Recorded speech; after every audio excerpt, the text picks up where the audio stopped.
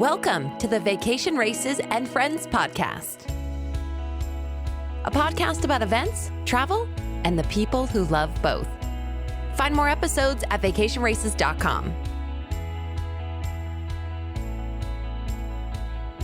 Well, it's good to see you. Thanks for doing this.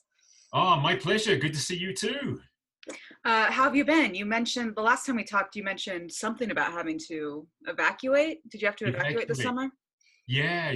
So this was in October. So, yeah, it was pretty crazy. We had a fire just to the north of us. Uh-huh. And if you imagine looking from the south side of Lake Estes across the lake, Yeah. and then you've got kind of Lumpy Ridge there, Uh-huh. and the fire was kind of literally just behind there. Oh, wow.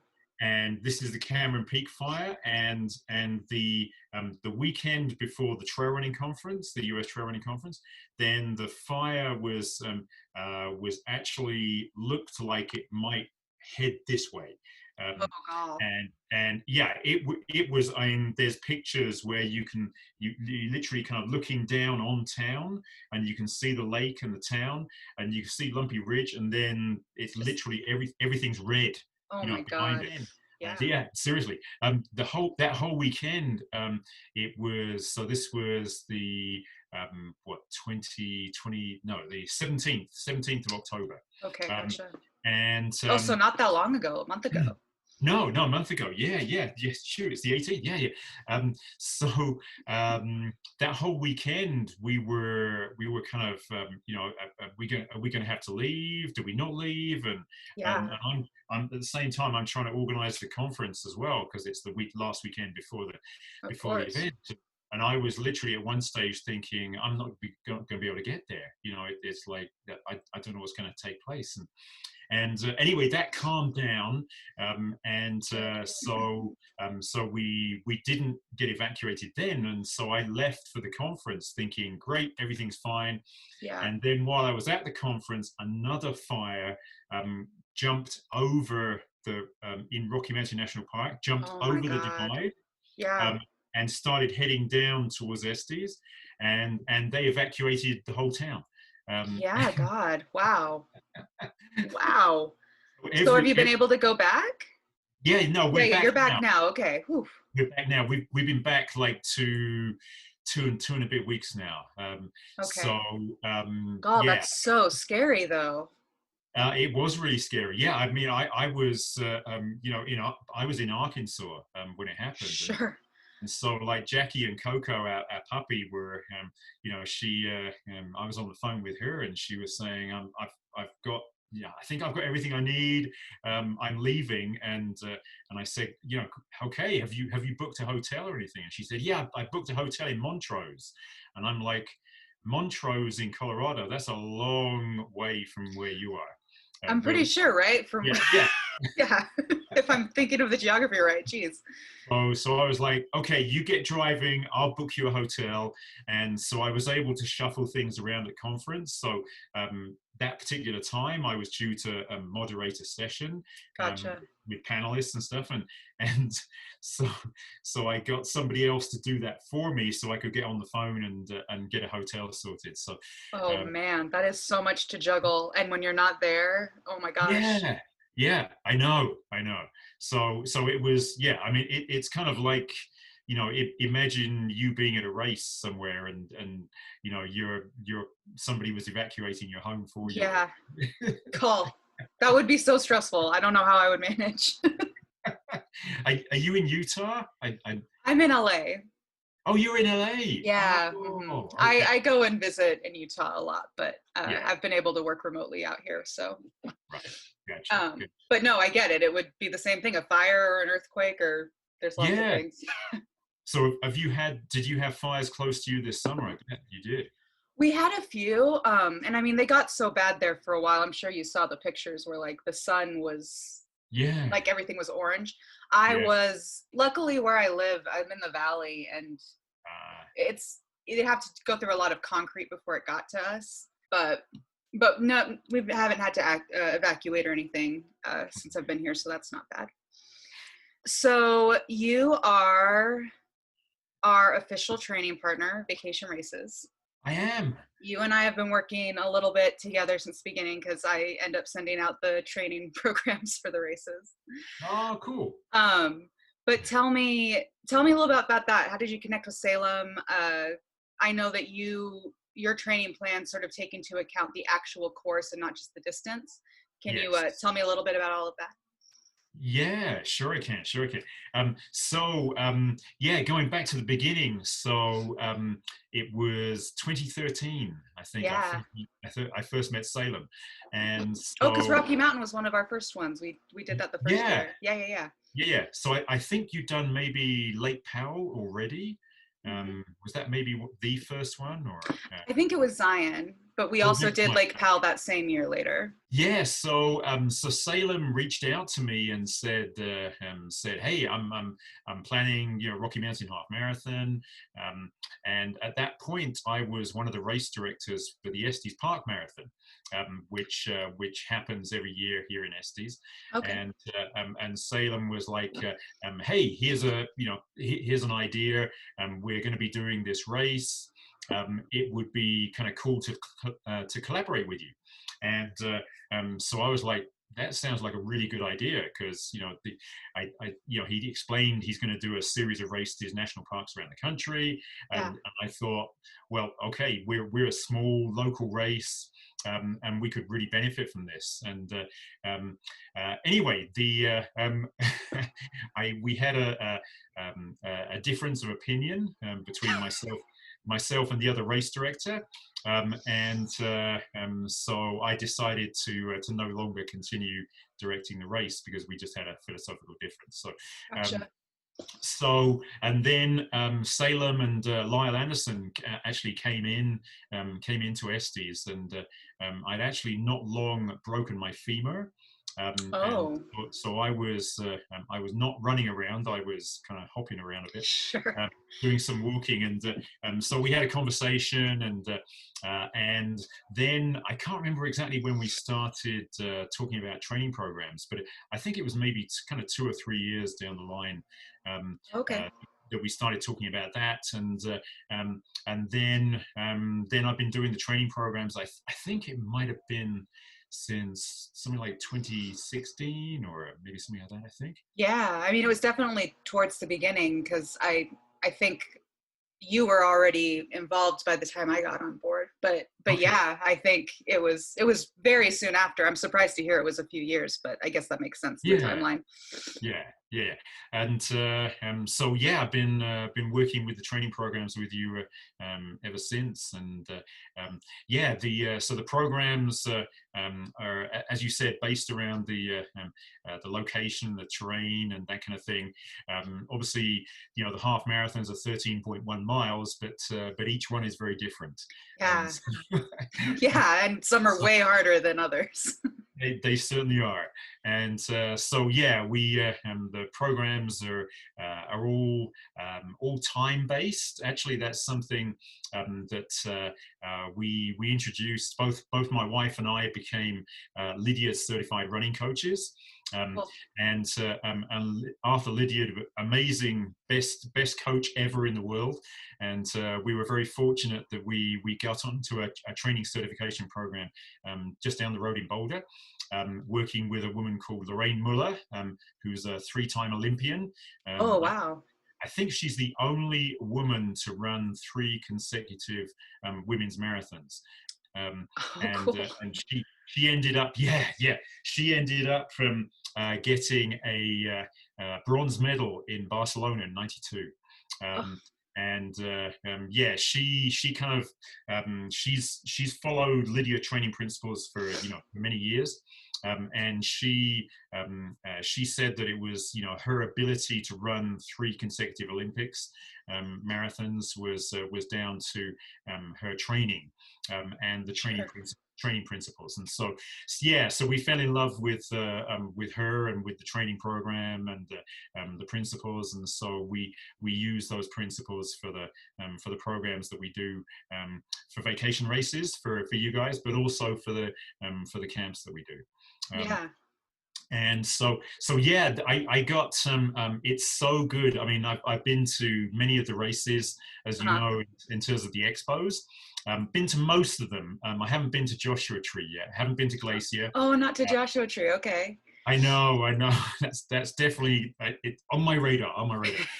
So definitely got to do those two as well. But I've been to many of the other expos, and I've had so many people come up to me and say, thank you for the training programs. Really, really enjoyed. It's helped me get into good shape and get race ready.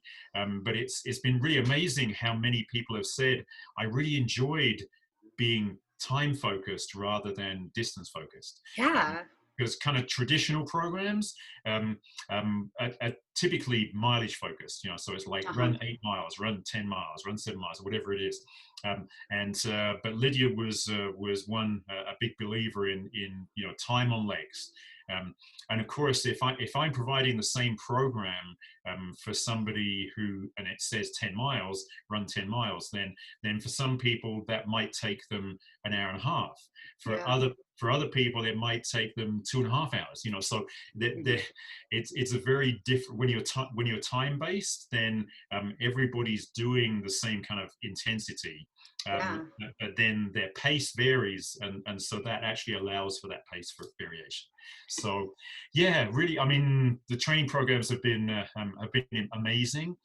Really enjoyed. I've had some incredible feedback from a lot of people, and yeah, I know from being at the races that people have said afterwards, sent me a quick email and said I just finished my first ever half marathon, and I'm like, they say things like I was 10 minutes or 15 minutes faster than I thought I would be. And it's like, I can't believe I've done this. And that's so cool. So it is very cool. And just so, it just warms my heart, because that's, I mean, at the end of the day, it's like we're you guys, we're kind of working in partnership together, but we're both about helping empower people and give them a really good experience, and in a lot of cases they're doing their first half marathon, and so they have no idea what it's going to be like and how it's going to feel and these kind of things, and so to have them exceed their expectations is just such a good place to be. Oh, it's so fulfilling. I mean, it's fulfilling even for me when I'm just watching them cross the finish line, and I don't do that much in actually empowering people. Just help with the websites and stuff. But that's awesome. I don't know that I've ever asked you this, Terry. How did you specifically get into running and all of that? Oh, wow. Okay. That's a good question. How long have we got? We got plenty of time. Okay, so my parents, bless them, are both passed away, so they can't argue with me on this. But I like to say that I think I could run before I could walk.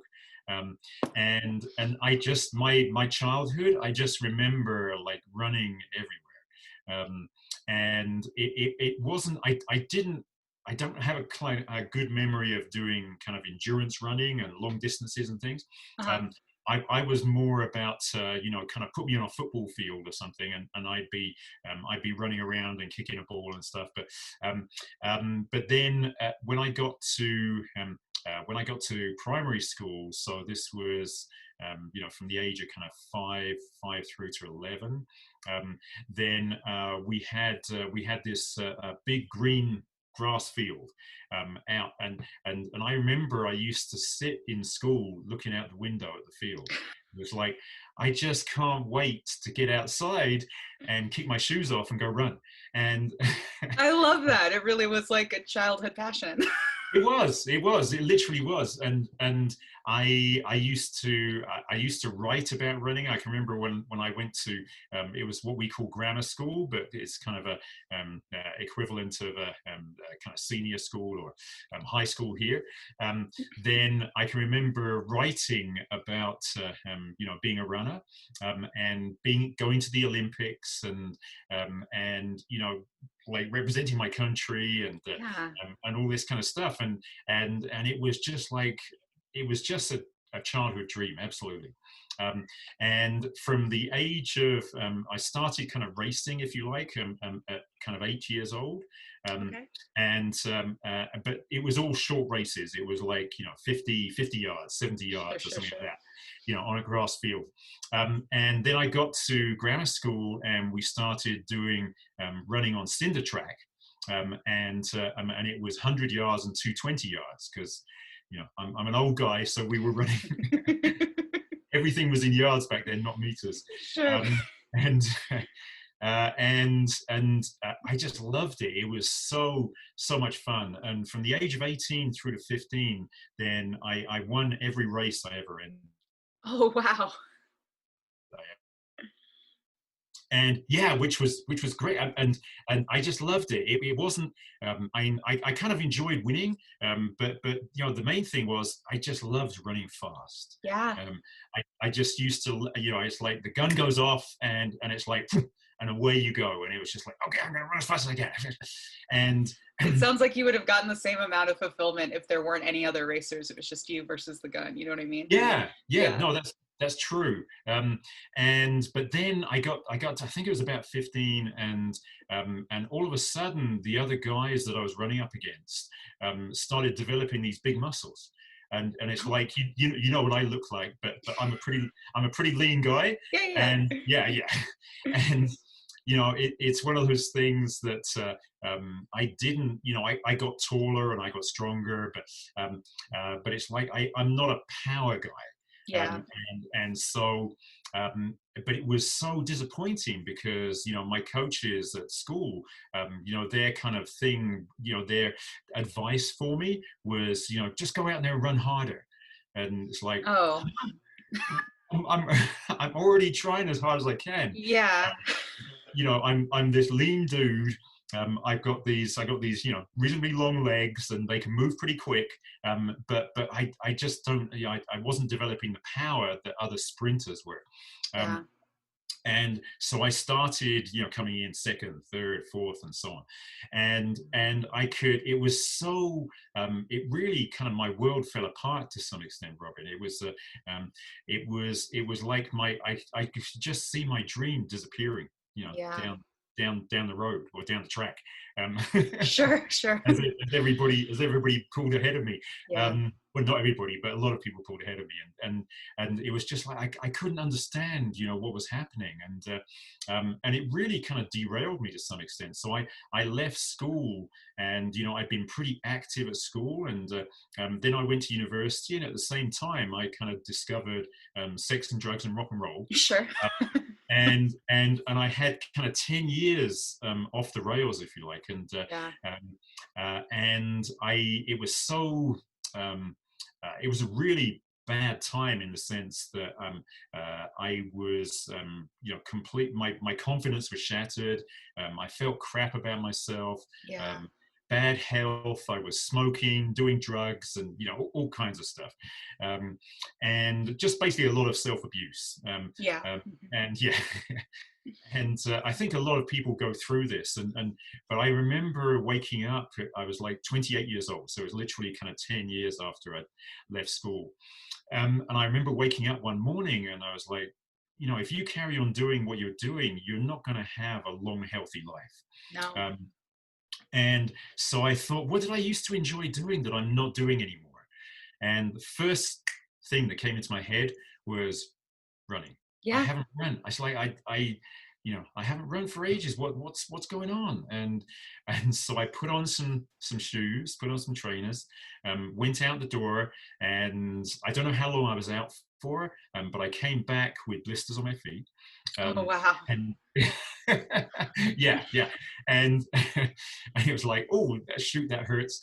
But it was like, I remember how good it feels to be doing this. Yeah. And you're getting back in touch with this part of yourself, Yeah, absolutely. And it was such a decisive moment that day for me, because I remember there was nobody in the house. I mean, I had a mate of mine. We were living together at that time, and I was in the house on my own. And it was literally, I remember that thought process, and going for a run, coming back, And as a result of that, then it was a kind of process, but it didn't take that long. But I stopped the drugs. Yeah. I stopped smoking. I stopped drinking to excess, and you know, it was just like a process of different things that cleaning up my life. Yeah. And as a result, then it's like I started running on a regular basis. I started training and doing races and all these things, and it was like, this feels so good, and it just kind of changed my life. I mean, I say I'm a born again runner. Oh, I like that. Yeah, but that's exactly what happened, because Yeah. it did kind of save my life in a way.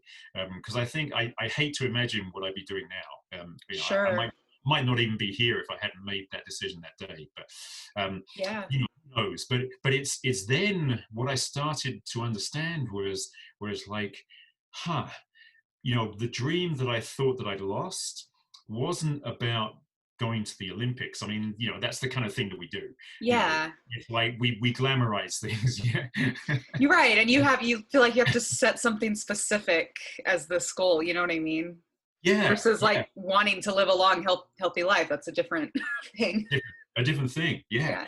And so I realized, I began to realize, as I began to understand my body and kind of read about how the body adapts to physiological training and all these things, then I began to understand that, shoot, it's like my body is designed for endurance. You know, it's like, okay, I've got some fast legs, but but endurance is, I'm not a power athlete. I'm not a sprinter athlete. I'm built for endurance. And so once I understood that, okay, I was losing those races not because there was something wrong with me, but because I'm just not doing the right kind of running in order to really get kind of the best benefit that I could from the kind of body I have. Totally. You know, and my mum and dad, you know, bless them again, it gave me some a good heart, good lungs, you know, some good muscles and good legs. So, you know, it's once I understood that, and once I started training and kind of working and developing my own potential, that's when I started then working with other people. And this was back in England. So this was really, well, I'm in 54, so it was 1982 that I kind of started my endurance running career, as it were. And then I went to, I became a mature student in the early 90s, and went to a university back in England, and studied sports science. And my major pathways were sports psychology and sports physiology. And that kind of really set me on the path to becoming a coach. So, you know, as you can guess from those two pathways, then my key things that I really love doing are helping people achieve what they can, the best they can in terms of their physiology, but then also to help them work on their mindset, to help them to get out of their own way, which is one way I like to describe it, that, you know, we can achieve far more than we ever think we can if we just get out of our way and stop putting the blocks in our place that we keep hitting up against. You know, which is kind of inevitable. So it's you know, what I've noticed in life is many people, you know, will just limit their lives based on what they think they can achieve. And then as a result, then it's like all kinds of things are limited. You know, it's like what they can do in terms of their work, the relationship they can have, and who they have as a partner or a relationship with, and then what they think they can do physically. You know, what challenges they can take on, and what, you know, how they limit themselves there. And so one thing I've understood in terms of running, and this is been fantastically powerful for me working with women especially, is that you work with a woman who has, you know, some idea that she has some potential, but she doesn't quite know how to tap into it. And I work with them, in a particular direction, help them believe in themselves, and it's like all of a sudden things take off. Yeah. And so we've had women come to our camps. I mean, I'll give you two examples. We've had two women come to our camps. One woman who came here to one of our events, and she desperately unhappy, not in a good relationship, feeling really crap about herself. Same kind of thing that I was going through. Yeah.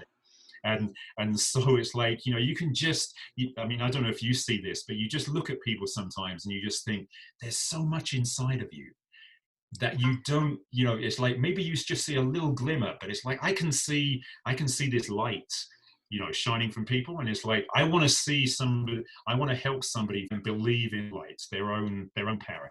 And this particular woman left at the end of the camp, and she went back home. She divorced her husband, ended that relationship. Within a short period of time, she got herself a job that she actually enjoyed rather than one that she didn't. Oh, good. And she's now remarried. She's really happy.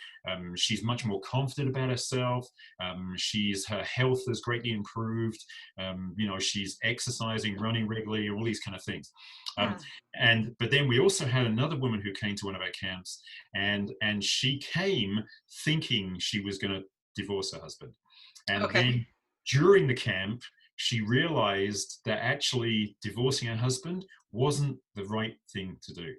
And so she went back home, literally having fallen in love with her husband again, and then their relationship took off again, and so all that happened. But I'm kind of long story short, it's like that's part of something that my wife and I work together on the camps. I do the training programs for the vacation races, so working with you guys, but we've developed a really good program that helps people, women especially. So it's great that when I come to some of your races, the ones that I've been to, and it's like the majority of the runners are women. It's like, I don't know what the latest stats are, but I remember it was like something like 65% or something are women runners. Yeah. And it's like, that's such a good thing to see, because, for so long women have, not, have been in a position. And it wasn't that long ago that we were saying as a society that endurance running wasn't good for women because your uterus might drop out. And it's like, what? Yeah, I know. And it's funny. It's kind of funny to laugh about it, but for a long time. But no, it had real implications for people. Yeah. So I mean, that was talking about limits earlier. Then that was a systemic, societal limit. That fortunately a few women were like, well, I'm running 10 miles, and my uterus has not dropped out yet. Everything seems fine. Everything seems fine. In fact, my friend just down the road, she just had her second baby, and she's still running, and so helping to debunk some of that. It is good to debunk it, but then that's but that's kind of typical. I mean, we're still seeing. I mean, it's such a good. I mean, I didn't think we'd get into politics, but it's so good to have Kamala Harris, as a woman, be a VP, elect, and for somebody of that. Just to have that happen. Yeah. Well, just that point of view at the table. You know what I mean? It's so good. I'm really proud of the job that you guys do with vacation races, and how you're empowering women and see the benefits and value. But then as a guy, the women's camps that we do, then part of me was like, when we first started doing it, I was like, it's like I'm a guy here. Should I be doing this? Is this in my lane? Is this in my lane? And I was like, well, I'm doing this with good intentions. Mm-hmm. It's not like I don't think there's women that can't do it. So but at the same time, it was like, well, there aren't many adult camps out there for women. So yeah. so it's like if we can help start this program develop and get it working out there and have other people come in and help out or develop their own programs, then we're doing a good thing. And then of course working with my wife is a ton of fun as well. And yeah. Yeah. No, and I'm sure it's good to have her point of view, especially if you are approaching it as, a man trying to create this space for women, Yeah. And hands up, I've made some mistakes, but sure. But yeah, haven't we all? I mean, no, it's all a learning process. It is a learning process, but it's one of those things that I'd much rather make mistakes because I learn far more from times when I get it wrong than from times when I do it right. And you've been able to create this really unique space, at these camps. Which I want to talk more about. Real quick though, thank you so much for sharing all of that with me. I wasn't expecting it, but it's really beautiful and I think it's really applicable. And I love that you got into all of this because you just wanted to give people the empowerment that maybe you didn't have before college, Right. Yeah. No, I think back to, I was a young man with potential. Mm-hmm. And it's like, I just think about everything, how I went off the rails. And it's like, if I just had somebody, take me to one side and talk to me and say, like, what's going on? And then, if I'd had somebody explain what I know now, then, I who knows what could have happened. Who knows what could have happened? Yeah. And certainly, I don't want to live a life of regret because I have an incredible life now. That is, in terms of my dream, it's like I live in Colorado. I take people out running, and my life and my income is based around running. Yeah, it's like it could not be any better. No, that's incredible, especially knowing now it was something you cared about from such a young age. I mean, that's so huge. I love that. Yes, for sure. So real quick, just because I don't know, at what point did you move to the States? 2006. 2006, okay. So it was, I just fell in love with Colorado. And then we came out in 2006, so February 2006. I actually arrived the day before my birthday in Colorado, which was kind of fun. And Jackie was actually a couple of weeks ahead of me, so she came out and we were renting a place down in Boulder. And we started looking for places to, because we came with the idea for setting up Active at Altitude. So we already had, a business plan, the dream, the idea. And so we were looking for the right place to buy where we could run the camps. And then one day I included Estes Park in our search, and this one property jumped out, and I was like on the phone to our buying agent and saying, what does zoning open mean? And because we didn't understand these things, and so number of things fell into place, and we purchased this property in May 2006, and we've been here ever since. That's so cool. And so here we are, and it's just been an incredible journey. I the original business plan and the kind of the concept for Active at Altitude, then we're doing some things, or we've done some things that I never believed we'd ever do. I've worked with men and women who are one guy in particular, he's been world mountain running champion, US mountain running champion, another US and world mountain running champion. We've had people come and train with us who have, two women who were in the Beijing Olympics, came and trained here and stayed with us, before they went to Beijing. It's just incredible. And when we first came here, then I was a road runner. We came from England as road runners, and we did a bit of cross country and that kind of thing. But once I started running trails here, then it was like, oh my God, why did I not know about this before? And and it's just kind of fell in love with the trails and running mountains, all this kind of stuff. And then I met up with the American Trail Running Association and work in partnership with them very closely. And then in 2013, we started the US Trail Running Conference, and I'm the event director for that. Yeah. And it's like, all these things when I'm a big believer in, we all have dreams.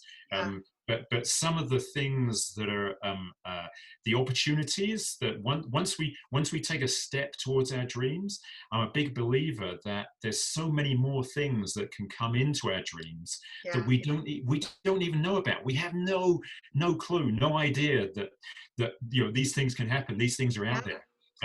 But once you take a step towards your dreams, then there's inevitability that things happen. As long as you follow your heart, then I think it's and follow it with passion, and then things fall in place. And as you take action, things will happen. It's the inaction, I feel like, that keeps us at bay. Yeah.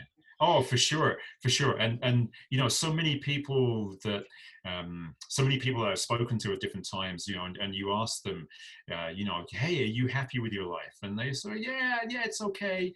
It's like, well, what about your job? And it's like, it pays the bills. And it's like, whoa, hang on.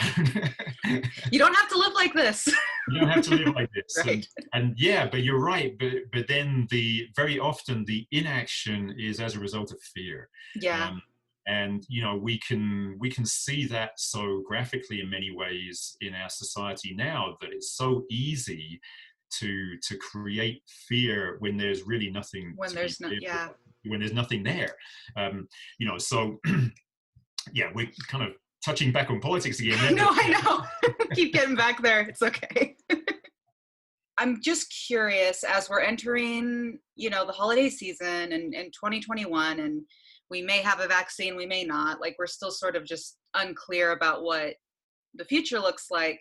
I'm just wondering if there are any things that you have come across as far as training goes, to sort of help people feel secure in this current environment. I don't know if there's a way to do stuff with masks that's easier, or if there's, I don't know, if you have suggestions for stuff that might, new challenges that people are facing with training right now. Yeah. Okay. Great question, Robin. I wish I had a good answer. It's okay. No, I do. I have an answer. Good. Yeah. Okay, so in terms of masks, then it's been a really interesting process for us this year, because we had to cancel a few of our camps, but we actually ended up holding four camps out of 7 this year. Good. And so we had reduced numbers so that we could make sure that that everybody was safe in terms of accommodation, had their own bedroom and that kind of thing. But then what we did was we introduced a protocol for how things would work in terms of everybody being in the same property together, and then sharing meals and this kind of thing. And so we came up with a protocol. There wasn't anything already existing out there, so I kind of pulled some pieces from CDC guidelines and different things. And then I thought, okay, how can we didn't want to make it just safe. We wanted to make it kind of a step above as safe as we could. And so we put that in place. And one of the things that we did was we said, okay, everybody, when we go out on a run, then whenever we go to a trailhead, everybody has to mask up. And what we did with that was we encouraged everybody to bring a buff with them. So it's like a little neck tube, and you can pull up. And so if you need to pull it up, then it's there, and it's like not super inconvenient. And then if we move away from a situation where we can be at least distanced and there's nobody else on the trail or on the run, then you just drop the buff down and you can breathe normally. And even at the kind of busiest times on some of the runs that we were doing, we'd see maybe, on a run that takes maybe 40 minutes or an hour, we might see kind of half a dozen people. And so it wasn't like a major inconvenience. It wasn't a big hassle to just say, and whoever was leading the group would say, okay, mask up. And that would be like the cue for, okay, there's somebody else coming up on the trail. And most times people would move off the trail for us as well. And so it was a really kind of safe situation, a safe environment. And of course, the other thing is that, we really wanted to, because a lot of people have come to our camps from urban environments. And maybe in a situation where it was more difficult to get out and run. And so we really wanted to give them a good experience. But yeah, going back to your question, then for people that are their own environment, then one of the things I'd encourage them to do is, because what I've seen is a lot of people were walking around their neighborhoods, on the streets. And so things would get really busy out there. But what I'd encourage people to do is to maybe do a short drive, depending on obviously what their situation is in their own state. Their own neighborhood, but do a short drive, maybe to something like a trailhead, and then get out on the trails, because our experience has often been that we live in Colorado, and a big part of why people are living in Colorado is because they want to be outdoors, and so it gives them an opportunity, go explore something different. So it's I think it's very easy for us to get kind of set in our ways, and one of the things that I really encourage athletes that we work with to do is to kind of explore life like you are still a child. Yeah. I like that. So it's like I couldn't. I remember as a youngster, it's like we go down to the New Forest back in England, and my grandparents would drive us into the New Forest, and it's like I couldn't wait for the car door to open, and I'd jump out of the car, and then I'd be gone. I'd be off running somewhere. And I think it's that kind of curiosity and joy, that childlike piece that we kind of forget as adults, and then very often it's like, oh, I don't want to walk around the block again, and it's like then we get stuck in the inaction piece. Well, of course, if we just kind of follow our curiosity, our childlike side, and go and explore, then there's a lot more places out there that we can go. We can go and experience, and we can go and have a good time. And of course, once we do that, then it's like, oh, okay. I wonder if Susan and Natalie, I wonder if they want to come with me. And so you come back from doing that run, and it's like text your friends and say, hey, I've discovered this new place. Do you want to come and run with me? And it's like, oh wow, yeah, that sounds really good. And so and now like that goodness starts to spread. Exactly. Yeah. And so that's one thing I'd encourage your listeners to do. Is, I like that. Because we all have that child inside of us, and I think as a society we get very we're very good at kind of shutting down our childlike side. And I think that's a real shame, because it's like being an adult doesn't mean that we have to be serious all the time. It's like it's I think it's good for us to play as long as we can, and there's if we look at the animal kingdom and nature, then it's like dogs, for example. I mean, they'll play and run and do whatever they for as long as they can. And it's like they'll be in the last week of their life, and it's like they're still wanting to play, and it's like, why keep that locked away? It's like we should let that out, and I think agree. the world would be a different place if everybody did that. I agree. And I don't think it benefits anyone to shut out any part of themselves. And so, especially the childlike part, I mean, that's such an important part. Yes, Um, for sure. One thing that I really love that I've really only remembered since we've started talking about your running philosophy is the focus on the mental side of things, because so much, especially for distance running, at least in my experience, so much of it is mental. So I know you have this like positive mindset stuff that you have talked about. Can you talk to me a little bit about that? Yeah, sure. I'd love to. So, so that really came out of when I studied sports psychology at university back in England. Then it was like for me in many ways that's the most interesting part of what I studied. Yeah. Because I already understood some of the physiology in terms of training, adaptation, that kind of thing, and I learned a lot more about that. But the course that I did really opened my eyes to the importance of mindset and the way we think. Yeah. And so what I've developed is some programs that are all based around positive psychology. And the reason that I base it around positive psychology is that we have so many negative things for us in our lives around us. Yeah. Especially if we look at follow the news, or there's so many negative things happening around us, and yet you can believe that that's the case, because that's what you read, that's what you follow, then you believe that that's true. Well, the thing about the way we think is repeated thoughts become beliefs. And so, but that's true. That doesn't. Okay, I'll kind of backtrack a little bit. That's okay.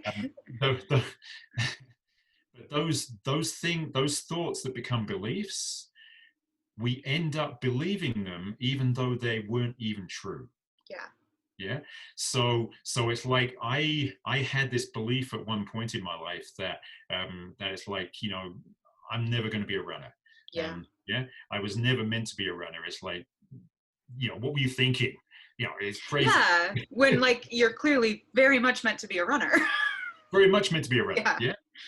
So it's like, where did that belief come from? Well, it came from the place that my dreams were dashed because I wasn't I wasn't going to represent my country. I wasn't going to go to the Olympics.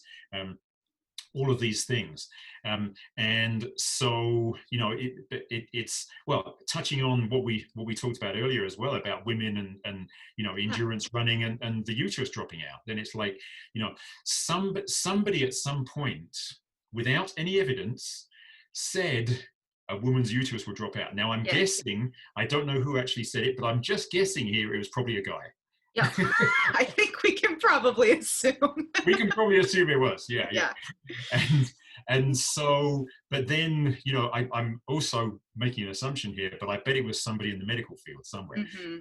And but that somebody having said that, somebody else repeated it, and somebody else repeated it, until it became something that a big majority of people believed. And that affected how those sports are approached and stuff, Exactly. Yeah. And it was also true, I was born in 1954, which was the year that Roger Bannister broke the 4-minute mile. Oh, cool. And so, it was a great time to be born as a runner. Sure. But it's like, Roger Bannister, that 4-minute mile barrier, that again, somebody at some point said a man's heart would explode if they tried to run faster than a 4-minute mile. Oh, wow. Yeah. Okay. And so it's like, where was the evidence? Is there ever been any recorded evidence of a man's heart exploding? No. And it's just fear. It's fear that your heart would explode that makes you not want to try it. It's fear that your uterus is going to fall out that makes you not want to try it. But yes. So big believer in positive psychology. So we can either I think we have choices about the way we think, but then the way we think determines the beliefs we have, and then the actions that we take.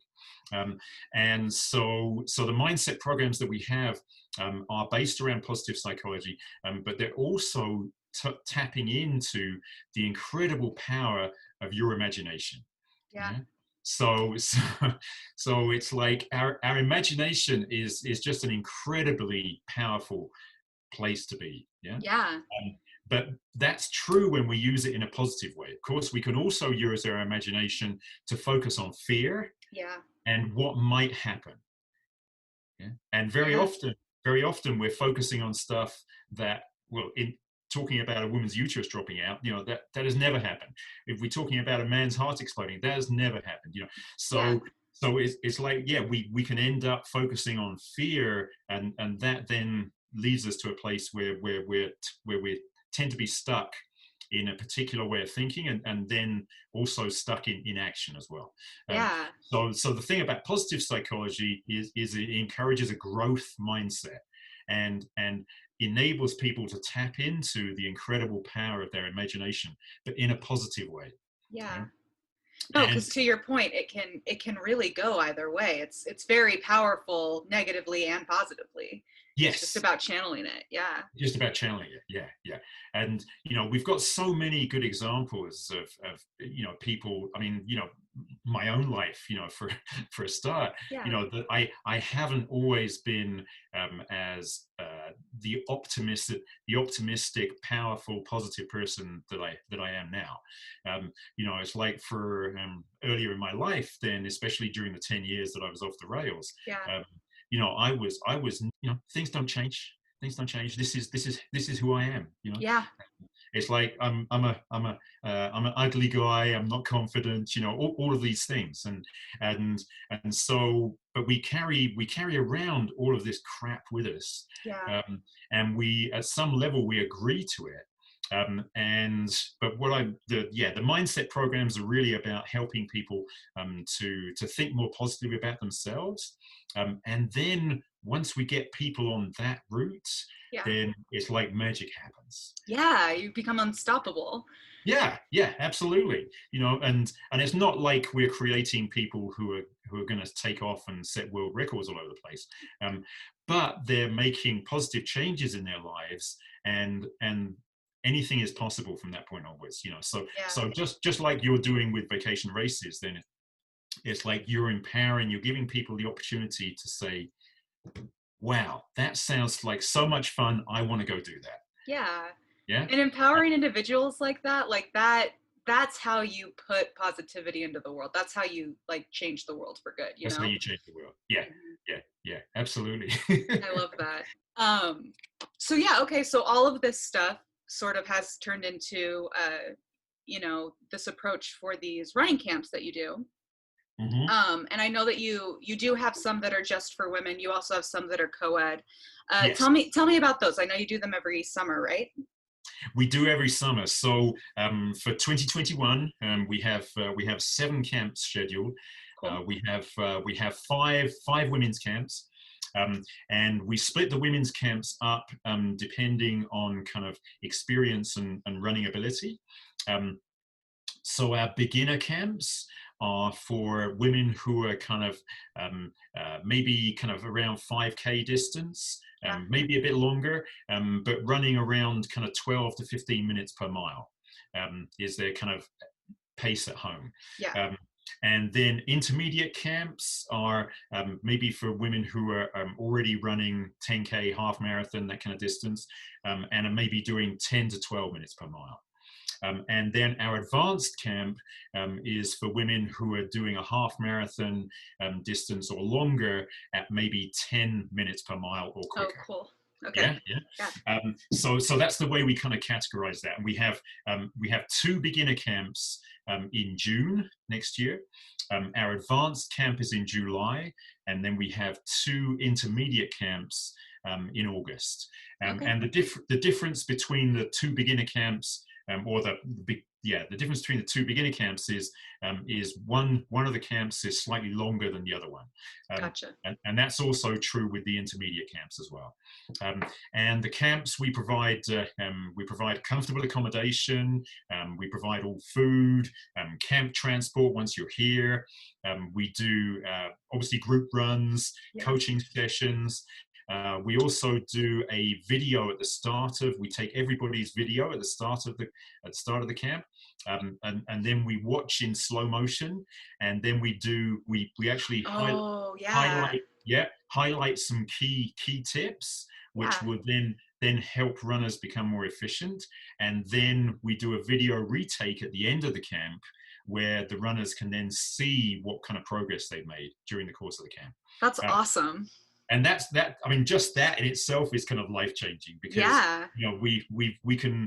we have women come to us. So, well, I mean, every runner that comes to us, we say this at the kind of introduction when we do the videos, but it's like, look, this isn't an opportunity to be hard on yourself. It's kind of like when you look at yourself on a video or something, if you're singing or on stage, it's like, oh my God, do I look like that? Well, it's like, yes, you do, and you're just fine. Yeah, and it's totally okay. Look at the good stuff that's happening. Yeah. Look at the good stuff, exactly. And then we say, okay, if you make these, maybe 2-3 small differences, and then we work on that during the camp, and then at the end of the camp we take the video again, and it's like the difference. Some of the runners, some women runners, make huge changes. It's like we can see them arrive as like, okay, you have potential here, and then the video at the end is like, oh my God, I look like a runner. I'm really I'm really moving, and so that's really empowering. That's really powerful for us, and but also for the women that take part in the camps too. Then we also do a whole bunch of interactive workshops, and so we talk about positive psychology, we talk about nutrition, we talk about healthy training, so how to keep consistent and avoid injury, and we cover a whole host of things, they're just a ton of fun. I talk about encouraging play. It's like we do a lot of things that are based around that as well. And then we're taking them, places that they've never been before, probably, and they just have a great time. It's fantastic. And it's in Estes Park, right? So that's just like phenomenally gorgeous setting. Exactly. I mean, there's few more beautiful places to run in this world. Oh yeah. And we're pretty close. We're just over an hour and a half away from Denver International Airport. So it's really really easy to get here from different hubs as well. And then I'm glad you mentioned the co-ed camps as well, because we have two trail camps, one in May and one in September. Okay. And they're both co-ed. They tend to be majority women. But the last camp we had in September, we actually had 2 guys. Oh, nice. And a Taiwanese guy who was living in Chicago. He's actually gone back to Taiwan now. But okay. And a guy from California. And it was a fantastic camp. I mean, a very diverse camp. We had a guy from Taiwan. We also had Iranian woman who lives in California now. Then we had an Asian American woman who lives in Chicago as well. We've had African American, Hispanic runners come to our camps as well. But then we've also had runners from New Zealand, from Japan, from Europe. So just from all over. Across the States as well. Yeah.